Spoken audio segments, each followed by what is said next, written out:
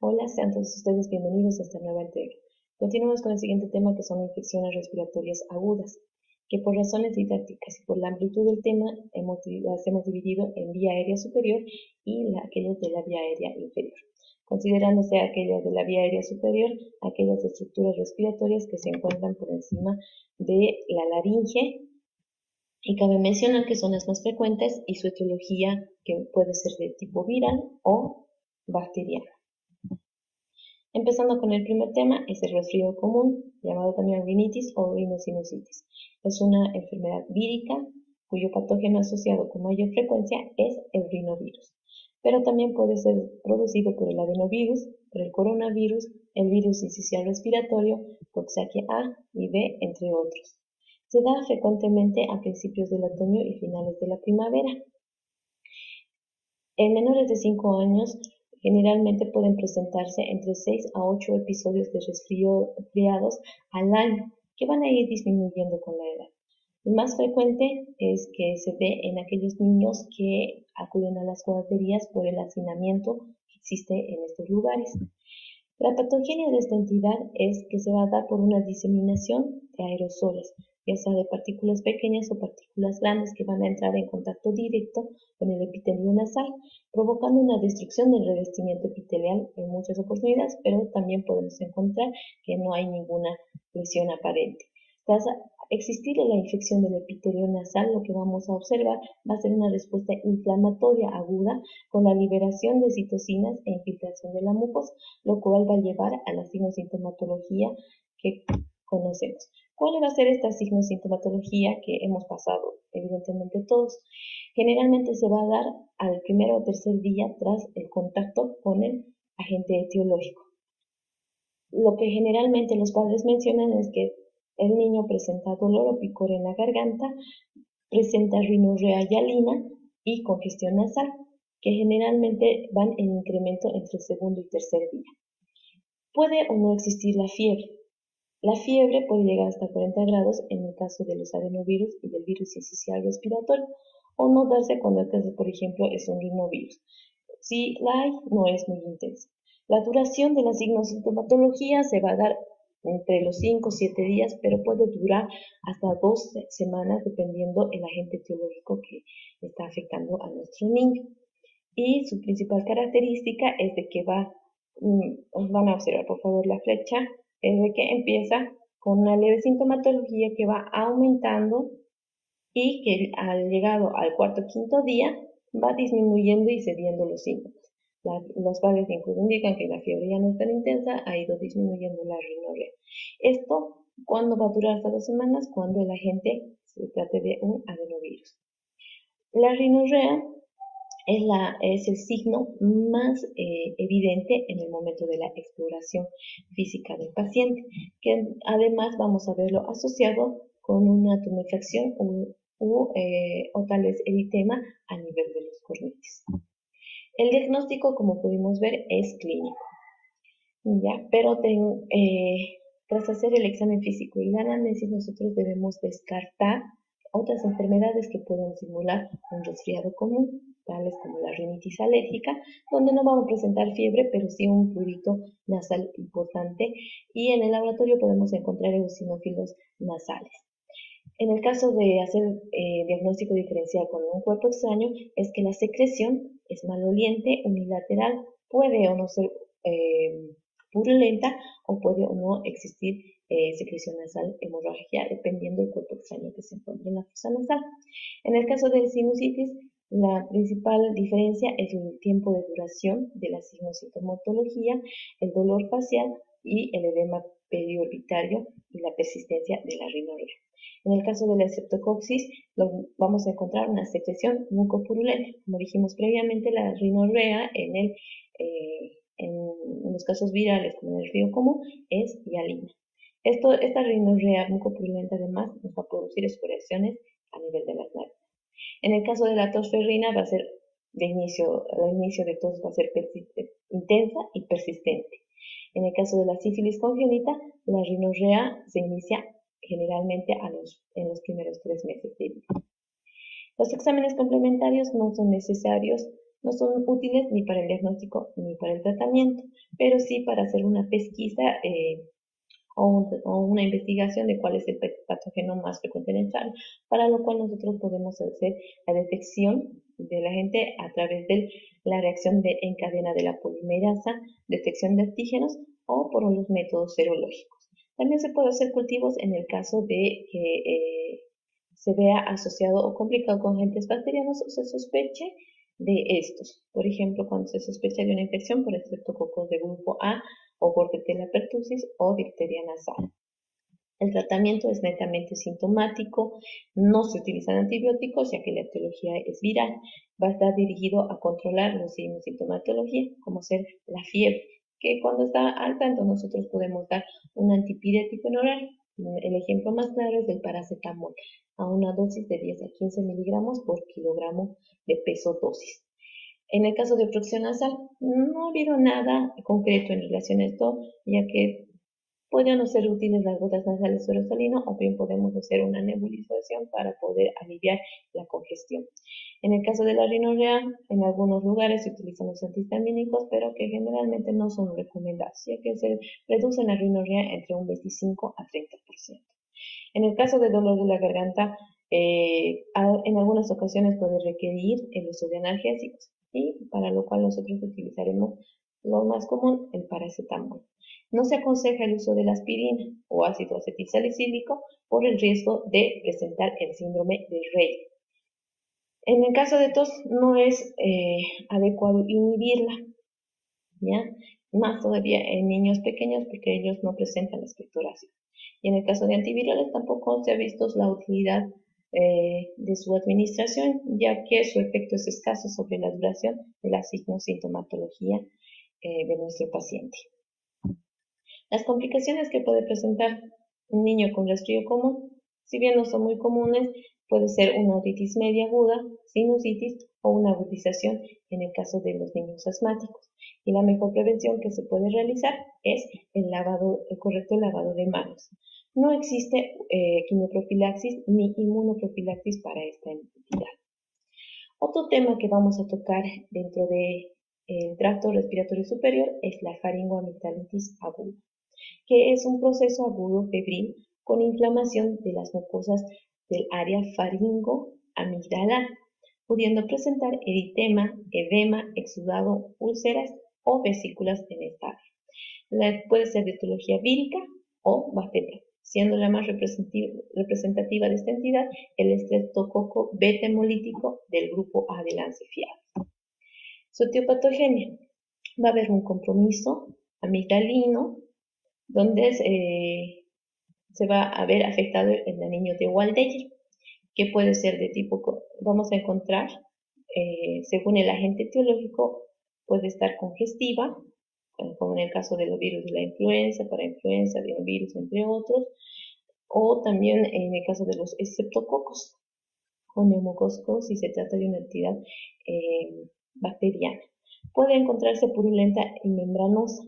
Si bien esto es más característico de los estreptococos, también uno puede presentar el adenovirus, con la diferencia de que en el adenovirus no van a ser tan blancas como vemos acá, no son tan purulentas. Y las vesiculosas, que lo vamos a ver en el caso del adenovirus o del herpes simple. Con la etiología, como dijimos anteriormente, nuestro principal agente involucrado en este tipo de entidades es el estreptococo beta hemolítico del grupo A de Lancefield o Streptococcus pyogenes.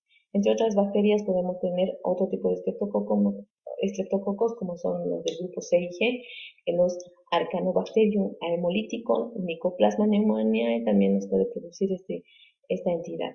Otras bacterias menos frecuentes, raras, dudosas, pero con mayor interés clínico están las clamidia, citasi, la Pneumoniae, Neisseria gonorrhoeae, Corynebacterium diphtheriae, Yersinia enterocolítica, también la pestis, el Treponema pallidum o la Francisella tularensis. Y dentro de los virus, nuestro principal representante será el adenovirus, el Epstein-Barr, Coxsackie A, herpes simple tipo 1 o 2, virus de la influenza o gripe A y B, parainfluenza, rinovirus, coronavirus o el mismo citomegalovirus.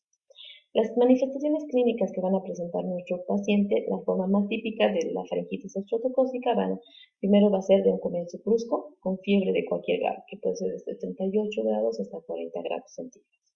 Generalmente van a presentar disfagia de intensidad variable con o no dificultad para la ingesta de alimentos o líquidos. Y dentro de los síntomas generales puede haber cefalea, mialgias, náuseas, vómitos y dolor abdominal. La sintomatología que nosotros vamos a encontrar al examen físico, podemos encontrar eritema difuso, puede haber inflamación de la faringe, úvula, con hipertrofia del tejido linfoide en la faringe posterior. Las amígdalas generalmente están eritematosas, inflamadas y dependiendo de la etiología de la infección puede existir exudado. En el caso del estreptococo, un exudado pultáceo o confluente blanquecino amarillento que se da en el 50-90% de los casos, como podemos ver en esta imagen. Blanquecino amarillento. Esta es la amígdala pultácea. Y en el caso de los virus, acá podemos ver las petequias, incluso vesículas podemos ver. ¿Ya? También al examen lo que nosotros vamos a encontrar a nivel cervical van a ser adenopatías, generalmente dolorosas al tacto y se hallan presentes entre el 30 a 60% de los casos. Además, cuando se trata por una bacteria, vamos a encontrar un aliento fétido en el paciente. Otras manifestaciones que nos pueden decir de que la infección está dada por un estreptococo beta hemolítico del grupo A del lancefiel es la presencia de una erupción escarlatifniforme. Puede o no existir ausencia de tos, rinitis, ronquera, pero esto nos va a orientar más hacia esta entidad clínicamente. El diagnóstico se puede hacer por cultivo, por la detección antigénica rápida, donde vamos a ver la extracción e identificación del carbohidrato de la pared celular del estreptococo, y cuya muestra será obtenida a través del escobillado de las amígdalas y de la faringe posterior. El cultivo, igual que es la prueba de estándar, nos va a dar referencia al diagnóstico de infección por esta entidad, que en condiciones ideales tiene una sensibilidad del 90-95% con una especificidad del 99%. También podemos hacer una valor de determinación de anticuerpos en la faringoamigdalitis. El examen serológico para determinar el aumento de los anticuerpos antiestreptolicina, preferiblemente combinada con anticuerpos anti-DNasa B. El tratamiento.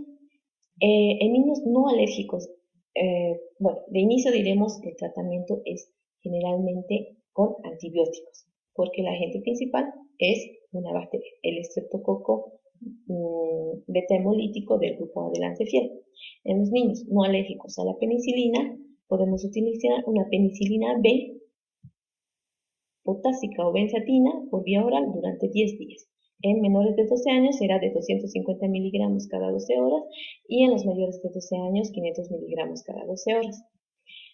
Otra opción es la penicilina G benzatínica, que es la más utilizada en nuestro país, cuya inyección será única, intramuscular y profunda. En menores de 12 años se recomienda una dosis de 600.000 unidades internacionales y en mayores de 12 años 1.200.000 unidades internacionales. ¿Ya? Es de elección en el caso si existen vómitos, por ejemplo, o que el paciente, veamos que no puede hacer el cumplimiento del tratamiento por vía oral. O también podemos utilizar la amoxicilina por el lapso de 10 días, que se dará a una dosis entre 40 y 50 miligramos por kilogramo peso día, cada 12 horas o 24 horas, o bien a 750 miligramos día en una dosis en mayores de 4 años. En los niños alérgicos a la penicilina, con acción retardada podemos dar una cefalosporina como ser el cefadroxilo a 30 miligramos kilogramo día cada 12 horas por 10 días. En aquellos niños alérgicos a la penicilina pero con reacción inmediata o acelerada tenemos 3 opciones. El estolato o etilsuccinato de eritromicina, que vamos a administrar por 10 días de 30 a 40 miligramos por kilogramo de peso día cada 12 horas, o la citromicina, que es un macrólido que dará a 10 miligramos kilogramo peso día por el lapso de 5 días o 20 miligramos kilogramo día por 3 días. También tenemos otra opción, que es otro macrólido, que es la claritromicina, cuya dosis será de 10 miligramos kilogramo peso día por el lapso de 10 días. Si se sospecha la resistencia ante macrólidos, el tratamiento según cultivo se hará el tratamiento según el cultivo y antibiograma que nosotros vamos a solicitar. Como dijimos, podemos pedir un cultivo o una detección de los antígenos, ¿verdad? Y si no es posible el examen bacteriológico, el tratamiento va a durar durante 10 días con un macrólido de 16 átomos, como la josamicin, que es a una dosis de 30 miligramos kilogramo peso día cada 12 horas, o diacetato de midecamicin a 20 miligramos kilogramo día cada 12 horas, o en última opción, como tercera línea, la clindamicina a 20 miligramos kilogramo peso día cada 12 horas por el lapso de 10 días. Las complicaciones que pueden presentar cuando está dada por esta entidad pueden ser primero las supurativas locales por extensión a zonas adyacentes, que son muy raras tras el tratamiento antibiótico adecuado y bien recibido, que pueden ser las complicaciones: una otitis media, sinusitis, mastoiditis, adenitis purulenta, absceso periamidalino o retrofaringio, que se da generalmente en el 1 a 2% de los casos de niños que están mal o con un tratamiento inadecuado. Otra complicación es la fiebre reumática, la glomerulonefritis aguda postestreptocócica y la artritis reactiva, que van a ser las complicaciones reconocidas que no son supurativas. Las previas dijimos que eran supurativas y estas otras que no son supurativas.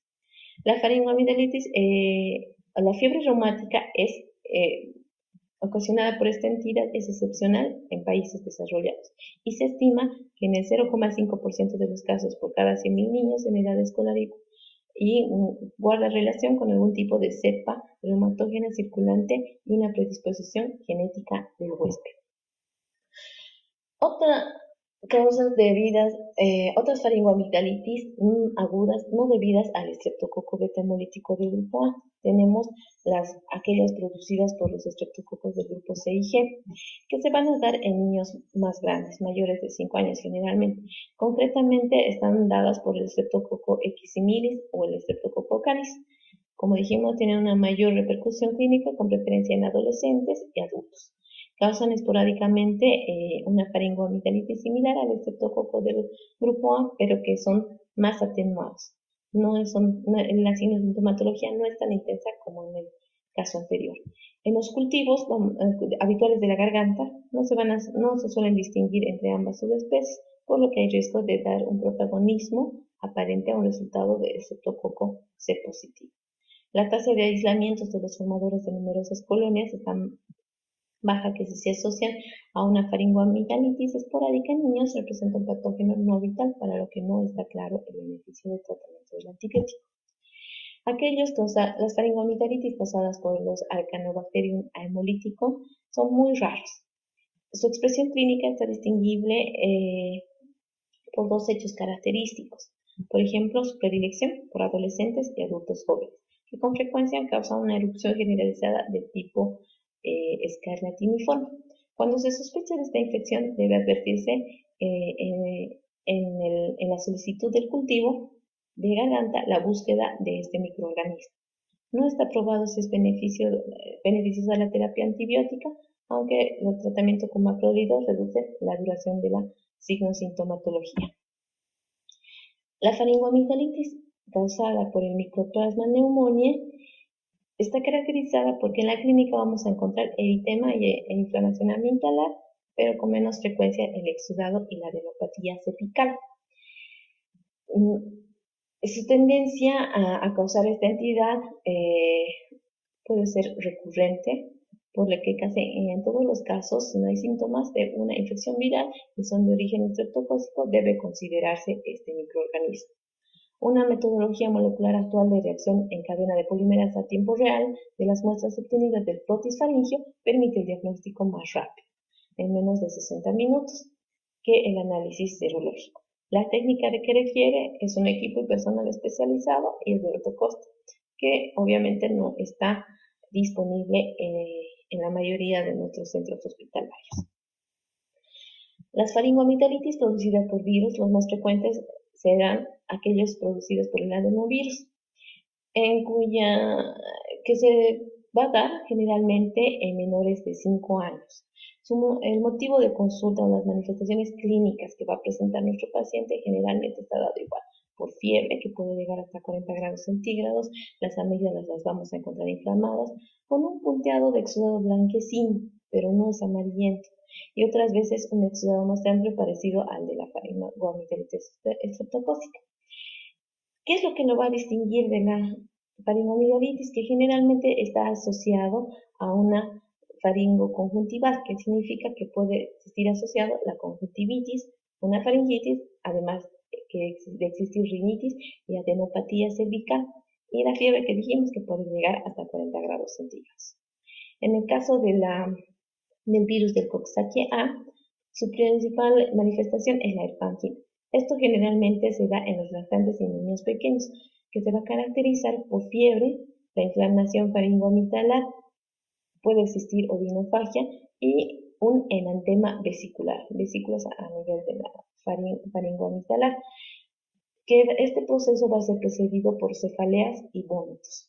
Las lesiones presentes en el paladar blando, yugula y pilares amigdalinos son pequeñas papulosvesículas de 1 a 2 milímetros que tienen un blanco grisáceo con una base eritematosa y que van a progresar generalmente a úlceras. Esta enfermedad también es llamada enfermedad de pie, mano, boca, y se observan las pequeñas vesículas dolorosas en la mucosa oral, lengua asociadas en extremo papulovesicular y en palmas de manos y pies. Entonces se pueden dar en estas dos formas. El pangina, el punteado rojizo con pequeñas vesículas o papulovesículas blanquecino-grisáceas, y la enfermedad de pie, mano, boca, que se van a formar las pequeñas vesículas que van a ser dolorosas en la mucosa oral y en el paladar blando, incluyendo la lengua, y vamos a encontrar asociadas a un exantema papulovesicular en las palmas y las manos de los pies. Aquellas producidas por el virus herpes simple de tipo 1 se va a dar generalmente en niños pequeños, donde va a producir una gingivoestomatitis, cuya manifestación clínica será fiebre con enrojecimiento faringoamigdalar y ulceraciones circulares de 3 a 8 milímetros. Igual, van a ser dolorosas sobre las amígdalas, paladar blando y mucosa gingival y labios. El malestar va a estar presente, además de dificultad para ingerir los alimentos. Va a haber una disfagia igual variable, también que puede ser solo para la ingesta de líquidos, también puede ser para ingesta de líquidos y sólidos. Frecuentemente en este tipo de pacientes lo que nosotros vamos a encontrar es la adenopatía cervical. También puede causar faringitis en adolescentes y casi en la mitad de ellos tiene un pequeño exudado amigdalar. Aquellas producidas por el virus de Epstein-Barr van a originar la mononucleosis infecciosa, que generalmente se da en niños mayores y adolescentes. Las manifestaciones clínicas que va a presentar nuestro paciente será fiebre, malestar general, las amígdalas muy inflamadas cubiertas de exudado amplio o membranas. Podemos encontrar hepatomegalia en el 10 al 15% de los casos, esplenomegalia en el 50% de los casos y una adenopatía cervical bilateral. Además, puede asociarse a edema periorbital o palpebral, y los niños más pequeños pueden tener una clínica más sutil, pero igual se ve muy afectado el pequeño, y puede estar acompañado de una erupción exantemática. La administración de amoxicilina generalmente provoca una erupción maculopapular, originándose en el 90% de los casos. Al ser viral y al producir esto, nosotros no debemos recetar un antibiótico. Otra entidad que se encuentra en el tracto respiratorio superior o está producida, si bien no está dentro del tracto como tal, es la otitis media aguda. Es un cuadro de inicio reciente, por lo general abrupto, de signos y síntomas de inflamación del oído medio y derrame en el oído medio.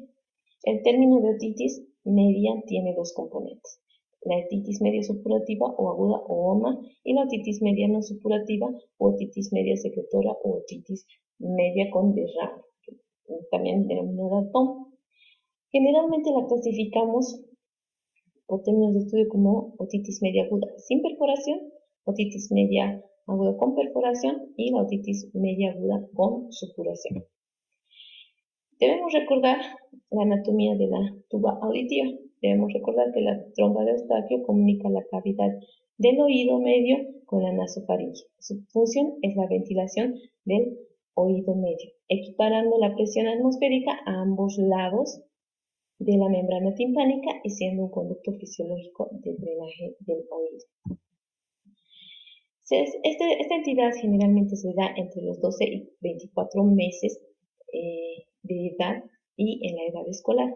Se da más frecuentemente en niños y se ve asociado con factores de riesgo como ser la raza, ya que se ha presentado más en la raza blanca, en nativos americanos e indígenas australianos, menos frecuente en la raza negra. Antecedentes genéticos, por ejemplo, se ha visto que si el gemelo monocigótico enferma, el otro gemelo igual tiene la predisposición de enfermar. También se ha visto asociada con el nivel socioeconómico, con el hacinamiento, con las condiciones higiénicas limitadas que puede tener el ambiente del menor. También la lactancia materna, ya que una lactancia materna exclusiva protege de esta entidad, lo cual se han hecho varios estudios en relación a la leche artificial. La exposición al humo de tabaco también ha sido un factor de riesgo predisponente para esta entidad, como también la exposición a otros niños, que también está relacionado con el nivel socioeconómico, el hacinamiento. La estación del año generalmente se ha visto esta entidad más frecuente en los climas templados cuando se halla en los meses de frío. Las anomalías congénitas también van a predisponer, es un factor de riesgo ya que van a predisponer a esta entidad en el caso de que presenten hendiduras palatinas que no han sido corregidas, paladar hendido, mucoso, ya que todo esto va a producir una deficiencia en el funcionamiento de la trompa de Eustaquio. El estado vacunal sería conveniente también ver si es que nuestro paciente tiene la vacuna antineumocócica, ya que este es uno de los agentes que va a producir la otitis media aguda. Otros factores que se han visto asociados es el chupete o chupón y la asistencia a guarderías. La principal etiología es bacteriana, siendo su principal agente el Streptococcus pneumoniae, como segundo la Haemophilus influenza, Moraxella catarrhalis y el Streptococcus pyogenes. Dentro de los virus se han visto asociados el virus sincicial respiratorio, el virus de la influenza o gripe, el adenovirus, el rinovirus, el coronavirus, el enterovirus, parainfluenza y el metaneumovirus. Las manifestaciones clínicas que va a presentar nuestro paciente, la mayoría ocurren coincidiendo con una infección previa del tracto respiratorio superior, por ejemplo, un resfrío común, que también nos puede dar el homa, o una faringoamigdalitis. Puede o no existir fiebre, igual en este caso dependiendo del agente. En el 50% de los pacientes sí vamos a encontrar fiebre, que puede registrarse igual, generalmente hasta los 40 grados centígrados. Su principal característica es la otalgia, que será intensa y persistente y que se va a aliviar cuando exista la perforación con la otorrea.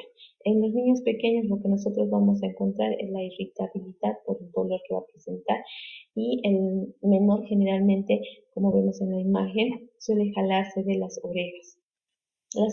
También en niños más grandes nos van a referir una sensación de plenitud o podemos nosotros al examen físico encontrar datos de hipoacusia.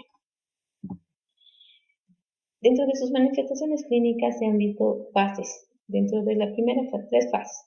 La fase de congestión, donde va a ser precedida, como hemos dicho previamente, por un proceso del tracto respiratorio superior, un proceso infeccioso, donde vamos a encontrar otalgia intensa, podemos encontrar fiebre, llanto, irritabilidad en el niño pequeño, más rechazo al alimento. El tímpano a la otoscopía se va a encontrar, como en este caso pueden ver, rosado, con un triángulo, el triángulo luminoso no se va a poder diferenciar del resto de las estructuras y la superficie, si bien vamos a encontrar una superficie timpánica enrojecida con una motilidad disminuida o ausente. Ya en la fase de colección va a aumentar la otalgia. Podemos ver hipoacusia, dentro del examen clínico podemos evidenciar hipoacusia, el niño nos puede referir a acufenos y el tímpano lo vamos a encontrar abombado, que se ve más claramente en esta imagen. Y en la fase de supuración vamos a encontrar un tímpano perforado, como vemos en esta casa. Como podemos ver, en la otoscopía también podemos observar niveles hidroaéreos. Acá está. Y acá, abonamiento y ya una perforación de la membrana timpánica. El diagnóstico. El diagnóstico principalmente se basa para diagnosticar este tipo de entidad se requieren los siguientes criterios, que se han dado por el consenso de la Academia Estadounidense de Pediatría y la Academia Estadounidense de Medicina Familiar, con aporte de expertos en otorrinolaringología, epidemiología y enfermedades infecciosas, cuyas características serán el comienzo de signos y síntomas de inflamación del oído medio, reciente y abrupto con efusión del oído medio.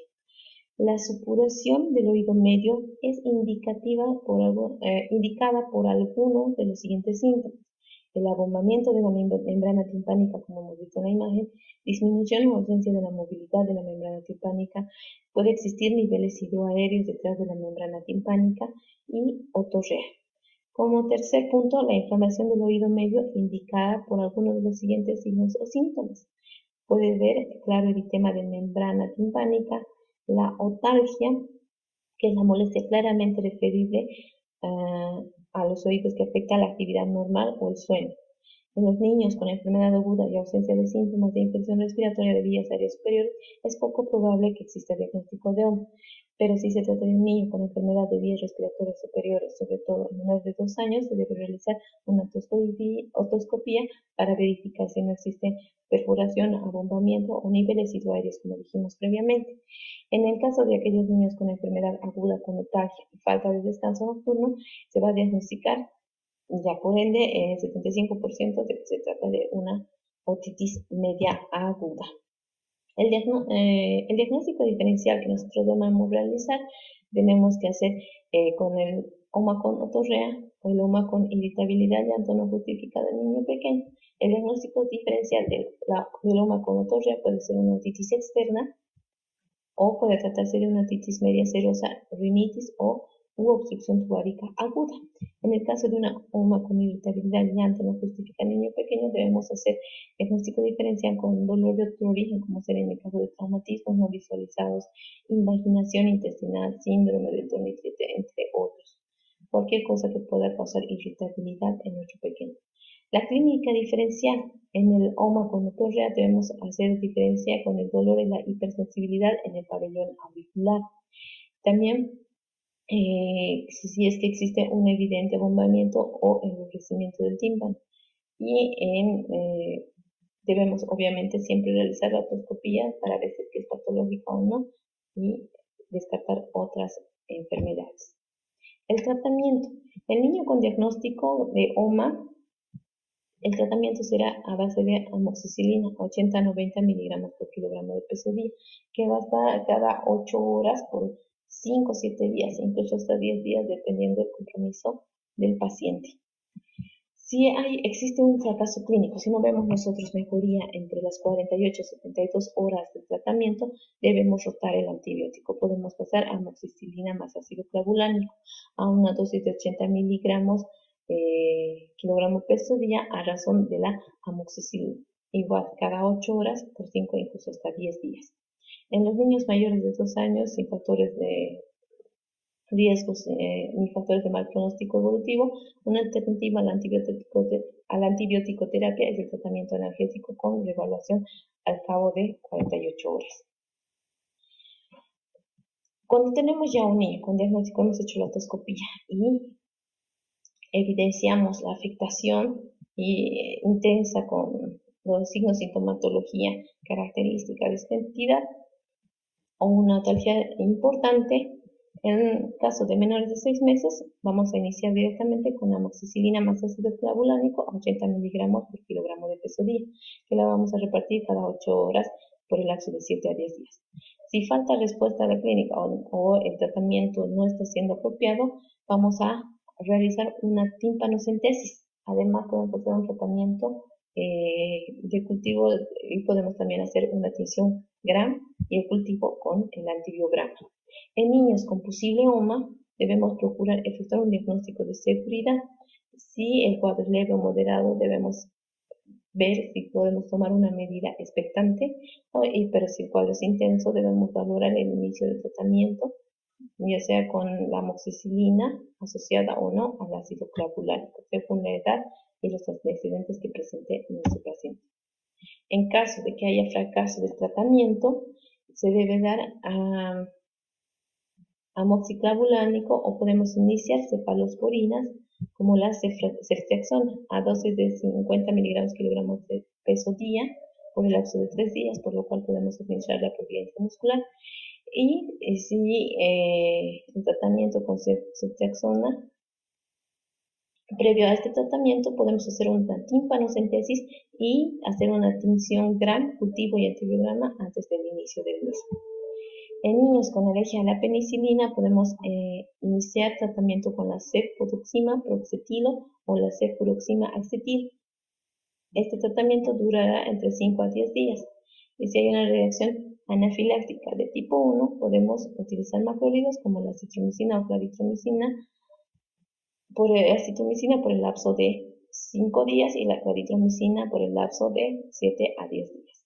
Siempre debemos tener en cuenta la posible conveniencia de hacer una tímpanocentesis si la afectación es importante o si hay fracaso clínico. No en todos los casos, como podemos ver. Entre las complicaciones principales que va a presentar nuestro paciente puede ser desde una parálisis facial, una laberintitis, hasta una mastoiditis o un absceso de Besol. O también puede haber complicaciones intracraneales. Por la cercanía puede existir meningitis, puede nuestro paciente complicarse con un absceso cerebral o una trombosis del seno lateral. Acá les dejo un pequeño esquema de cómo o un algoritmo para el diagnóstico y tratamiento antibiótico de la otitis media aguda. Y el último tema que vamos a tratar en afecciones del tracto respiratorio superior es la sinusitis aguda, donde su principal característica es la inflamación de los senos paranasales, que se da generalmente durante la niñez y la adolescencia. Igual puede ser de etiología vírica o bacteriana.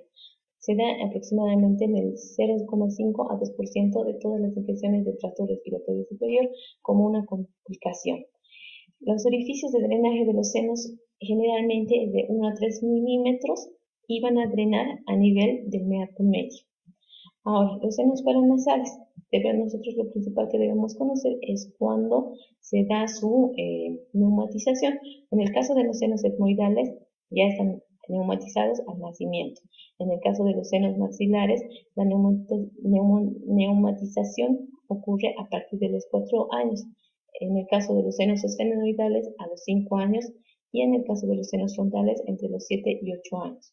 Su desarrollo se va a completar hasta la adolescencia, razón por la cual es más frecuente durante la niñez y edad escolar y la adolescencia.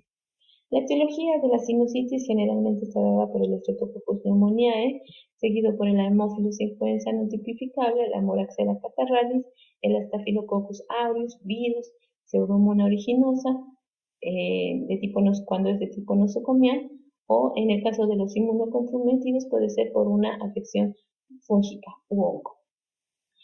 Puede producirse a cualquier edad, en la edad escolar o en la adolescencia, como pudimos ver previamente, y entre los trastornos predisponentes están las infecciones víricas, rinitis alérgica y la exposición al humo de tabaco.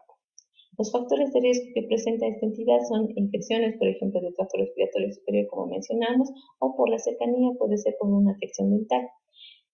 Otro factor de riesgo son las causas inflamatorias, como en el caso de la rinitis alérgica, la no alérgica, la sinusitis alérgica micótica, o también puede ser producida por un reflujo gastroesofágico. En el caso de las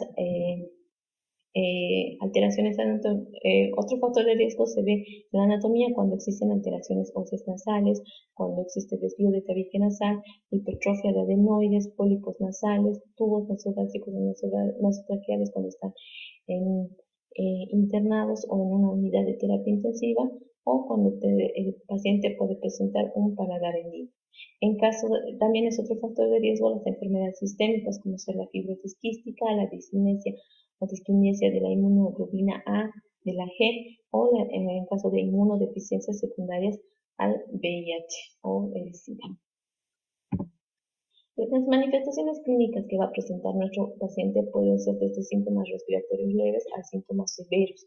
Por ejemplo, la duración nunca es menor a 14 días y que puede ser hasta mayor a 30 días.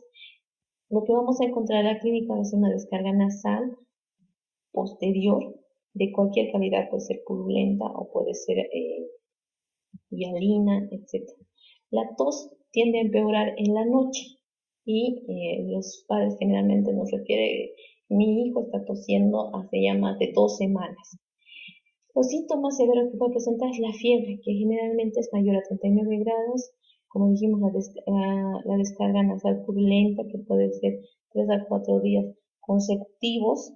El paciente va a tener un aspecto enfermo, tóxico, un aliento fétido.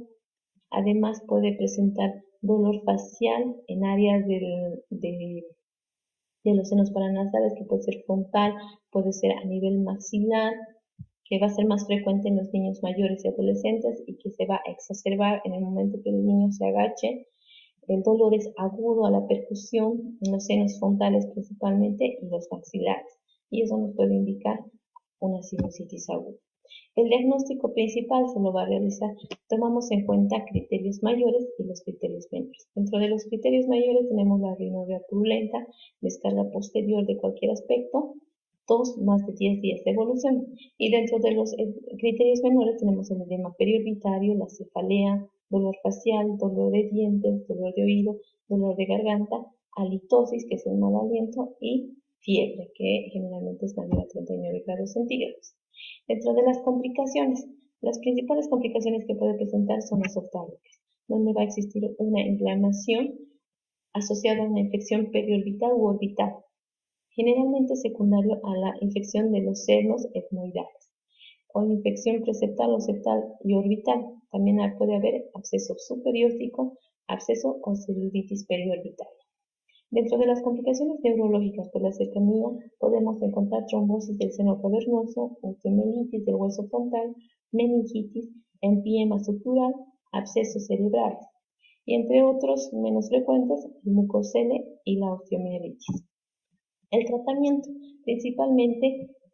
el principal tratamiento es con amoxicilina cuando existe ausencia de factores de riesgo a una dosis entre 50 y 90 miligramos kilogramo peso día, dependiendo obviamente del clínico, de cómo lo encuentra el paciente. En caso de que exista neumococo, incluso la dosis podemos subir de 100 a 110 miligramos por kilogramo peso día, en caso de que haya la sospecha. También podemos, en caso de alergia, por ejemplo, podemos utilizar macrólidos como la claritromicina a 15 miligramos por kilogramo de peso día. También se puede hacer la asociación de la amoxicilina más ácido clavulánico de 80 a 90 miligramos por kilogramo de peso día, la dosis calculada en base a la amoxicilina. De no resultar, podemos utilizar o ya existir datos de complicaciones, el paciente debe ser internado e iniciamos inmediatamente las cefalosporinas de tercera generación, si se requiriese protección del sistema nervioso central. Podemos utilizar, por ejemplo, la cefotaxima a dosis meninges entre 200 a 250 miligramos por kilogramo de peso día, repartida en 4 dosis. Como nuestro paciente también va a presentar fiebre, es necesario la adición de antitérmicos, donde podemos utilizar, dependiendo la gravedad del cuadro, si está o no internado nuestro paciente, paracetamol o ibuprofeno. En caso de estar internado y haya presentado tal vez alteración incluso de la conciencia, si es que la complicación fue intracraneal, podemos utilizar incluso metamizol. Los antihistamínicos solamente se utilizarán si está la entidad asociada a una rinitis alérgica.